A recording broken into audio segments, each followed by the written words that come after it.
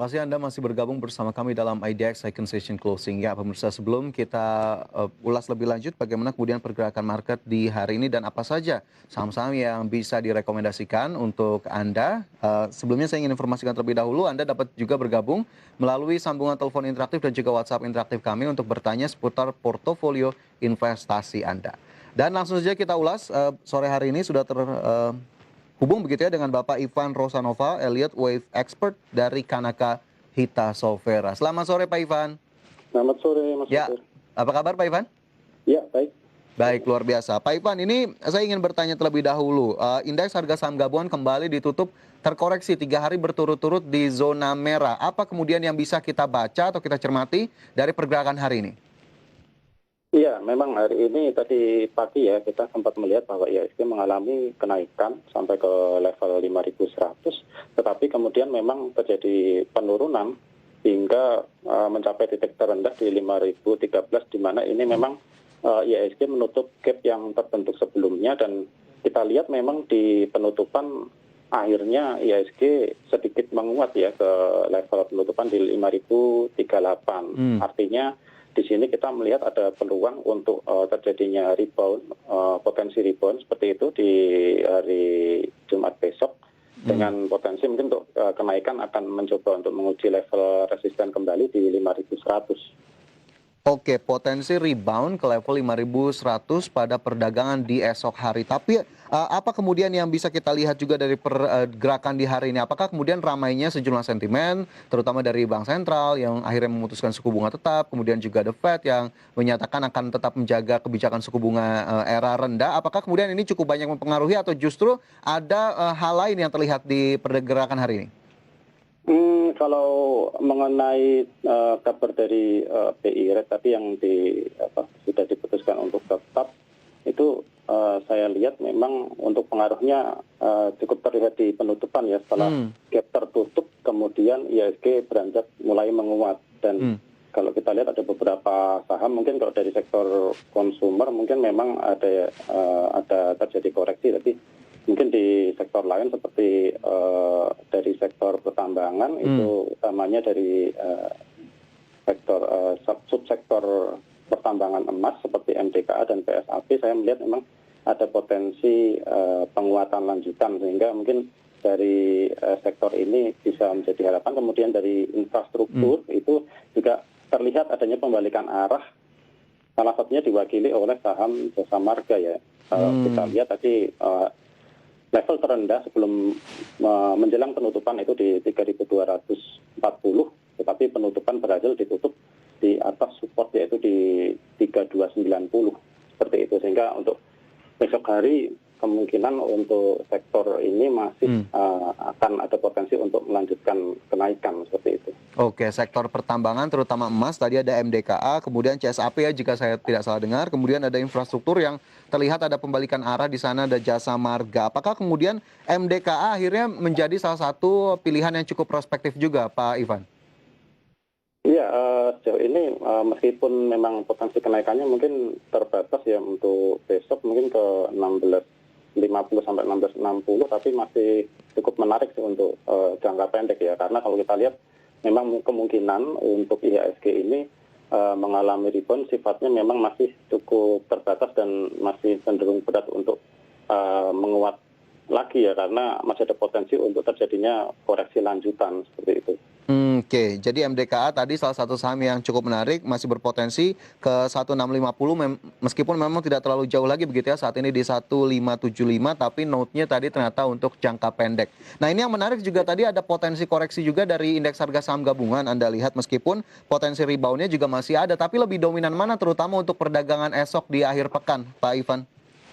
Kalau besok harusnya sih masih ada kemungkinan untuk berbalik menguat nih Mas, karena sudah 3 hari berturut-turut kita terkoreksi, dan hari ini setelah tutup gap cenderung untuk mulai menguat, kita lihat di closing, sehingga kalau untuk besok sih saya lihat memang kecenderungannya lebih besar untuk menguat terlebih dahulu. Oke, menguat terlebih dahulu tadi 5.100 begitu ya Pak Ivan ya? Iya, untuk targetnya resisten kita perhatikan di 5.100. Oke, resisten di 5.100. Tapi jika kita tarik yang agak lebih panjang sedikit, Pak Ivan, sebetulnya potensi lebih jauh dari indeks ini apakah kemudian masih akan lebih tinggi dari 5.100 atau justru setelah melewati level itu masih ada titik-titik rawan koreksi atau krusial? Ya, kalau untuk resisten berikutnya, kalau misalnya nanti ternyata level 5.100 bisa ditembus secara solid, secara kuat, itu kita lihat level resisten berikutnya di 5.150 sampai 5.170 di level tersebut ya, untuk level resisten kedua. Oke, 5150 hingga 5170 menjadi resisten kedua dari indeks harga saham gabungan seiring dengan potensi penguatan begitu ya setelah 3 hari berturut-turut mengalami pelemahan ataupun koreksi. Tapi apakah Ya. kemudian Anda lihat aksi investor asing akan sedikit berbalik arah di esok hari? Karena kita tahu aksi jualnya cukup masif sekali dari hari-hari kemarin. Iya, kalau untuk besok kalau ternyata memang menguat, saya rasa memang untuk aksi jual asing akan mulai sedikit menurun lagi ya, dan kemungkinan justru mungkin di pekan depan mungkin malah bisa net buy mungkin, meskipun mungkin Oke. kemungkinan tipis ya.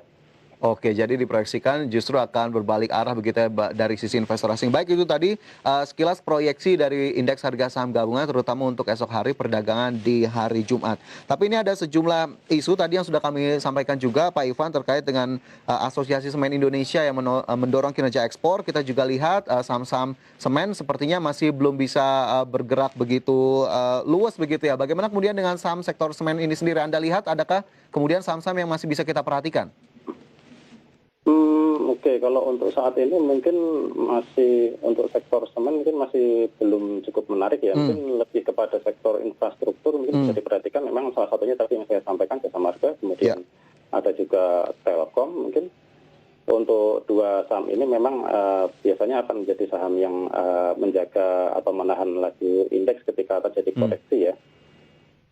Oke, jadi infrastrukturnya justru tadi ke salah satunya pengelola jalan tol Jasa Marga. Memang bagaimana kemudian proyeksi untuk Jasa Marga sendiri, Pak Ivan? Ya, kalau untuk secara eliatif ya saya lihat memang koreksi yang terjadi kemarin memang sudah mencapai level support ya untuk Jasa Marga. Itu saya lihat kemarin support memang ada di sekitar 3.100, sehingga rebound yang terjadi saat ini memang harusnya masih belum berakhir, artinya masih ada potensi untuk rebound lanjutan. Seperti itu, dengan target terdekat bisa menuju ke 3.800 sebagai resisten pertama. Oke, jadi jika yang sudah punya, di hold saja terlebih dahulu? Iya, kalau untuk bagi yang sudah punya, jika memang harga belinya masih relatif rendah ketimbang harga saat ini, itu masih bisa melakukan hold atau menambah posisi.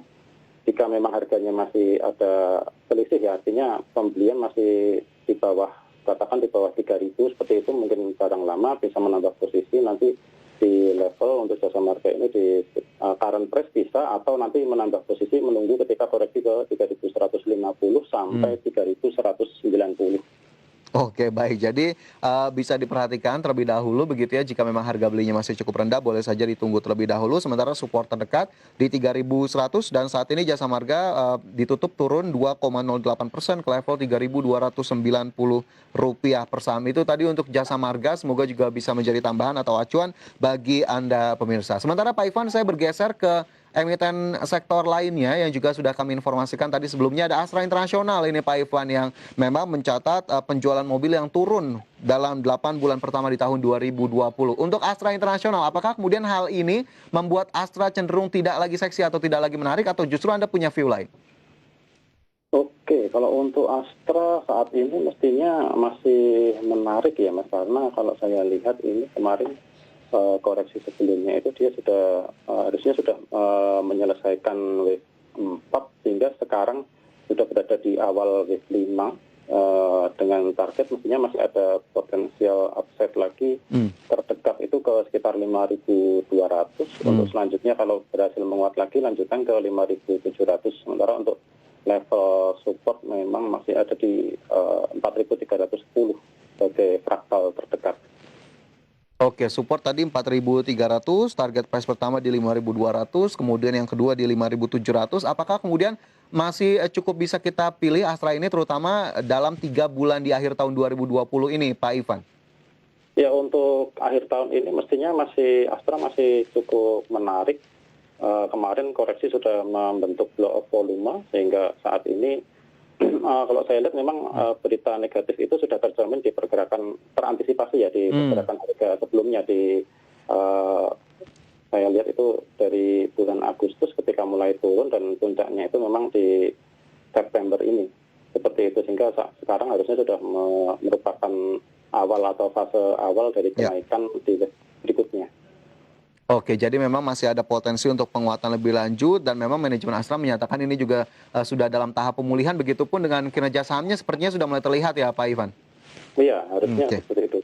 Oke, baik, itu untuk Astra Internasional. Pemirsa, semoga bisa menjadi tambahan informasi juga untuk Anda yang memang sampai dengan saat ini masih mempunyai posisi begitu ya di saham Astra ataupun justru masih menunggu entry level untuk Astra Internasional.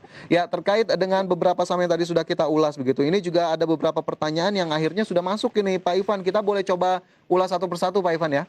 Oke. Baik, ini ada yang pertama dari Yudi di Bekasi, Pak Ivan, menanyakan dua saham, ada KLB Pharma, punya di 1523 dan juga HM Sampurna di 1576.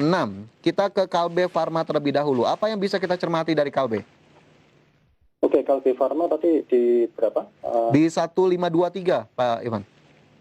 Oke, 1523 ya. Untuk saat ini Kalbe Pharma untuk fraktal sebagai support itu ada di 1410 ya Pak. Sehingga selama level tersebut tidak ditembus, harusnya Kalbe Pharma masih berpotensi untuk menguat lagi dengan target pertama di 1630 dan jika masih sanggup menguat untuk melanjutkan wave berikutnya ada peluang untuk menembus level 1700 dan melanjutkan ke 1800 harusnya untuk Kalbe Pharma ya. Oke, KLB Pharma support 1400, resisten pertama di 1630 begitu yang bisa dicermati. Baik, sementara satu saham lainnya HM Sampurna masih dari Yudi Bekasi, Pak Ivan.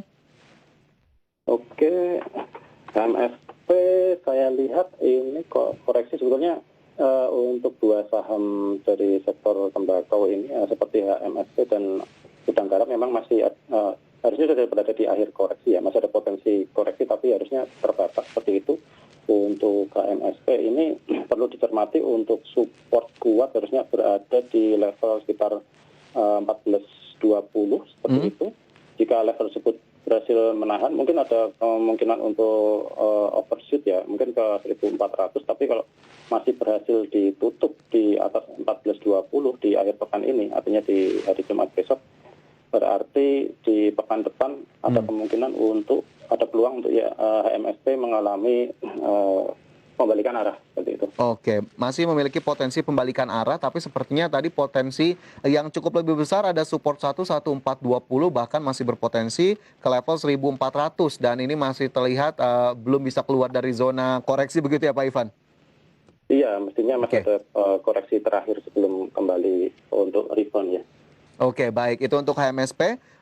Ada level support yang bisa dicermati. Untuk Yudi di Bekasi, semoga bisa menjawab pertanyaan dari Anda. Pak Ivan, masih ada segmen lainnya. Kita akan ulas bersama sejumlah pertanyaan lainnya di segmen-segmen berikutnya. Dan pemirsa jangan beranjak dari tempat Anda, kami segera kembali.